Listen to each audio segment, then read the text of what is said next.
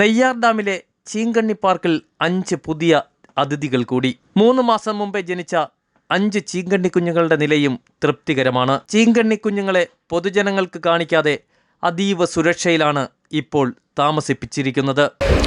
കഴിഞ്ഞ 30 വർഷത്തിലധികമായി നെയ്യാർ വന്യജീവി സങ്കേതത്തിൽ ചീങ്കണ്ണി പുനരധിവാസ കേന്ദ്രം അല്ലെങ്കിൽ ക്രോക്കഡൈൽ റീഹാബിലിറ്റേഷൻ സെൻറ്റർ പ്രവർത്തിച്ചു വരികയാണ്.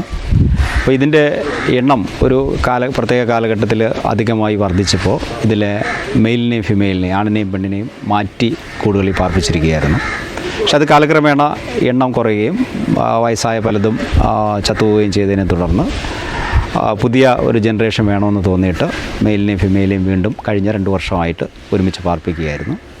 ഇപ്പോൾ ഈ കഴിഞ്ഞ ഈ സീസണിൽ ബ്രീഡിംഗ് സീസണിൽ കുറച്ച് കുഞ്ഞുങ്ങൾ വിരിഞ്ഞിട്ടുണ്ട്. ഇപ്പോൾ ഉദ്ദേശം 4 മാസത്തോളം പ്രായമായി.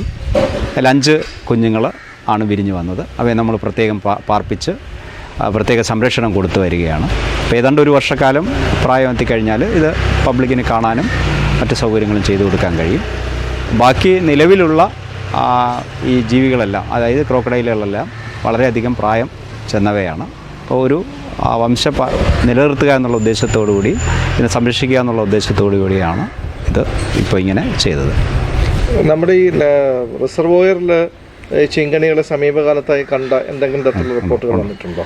റിസർവോയറിൽ, നമ്മുടെ നെയ്യാർ ഡാമിൻ്റെ റിസർവോയറിൽ നാച്ചുറലായിട്ട്, അതായത് നേരത്തെ തുറന്നുവിട്ട ചീങ്കണ്ണിയുടെ പുതിയ ജനറേഷൻ ഇപ്പോൾ കുറച്ച് എണ്ണം, വളരെ പരിമിതമായ എണ്ണം നിലവിൽ ഇപ്പോഴും ഉണ്ട്. പക്ഷേ അവ ഈ നെയ്യാർ ഡാമിൻ്റെ പുതിയ സാഹചര്യങ്ങളുമായിട്ട് ഇണങ്ങിപ്പോകുന്നവയായതുകൊണ്ട് മനുഷ്യനോട് മറ്റാക്രമണങ്ങളൊന്നും കാണിക്കുന്നില്ല. ബ്രീഡിംഗ് സീസണിൽ അവയും മുട്ടയിട്ടിട്ടുള്ളതായിട്ട് നമുക്ക് ലക്ഷണങ്ങളിൽ നിന്ന് മനസ്സിലായിട്ടുണ്ട്.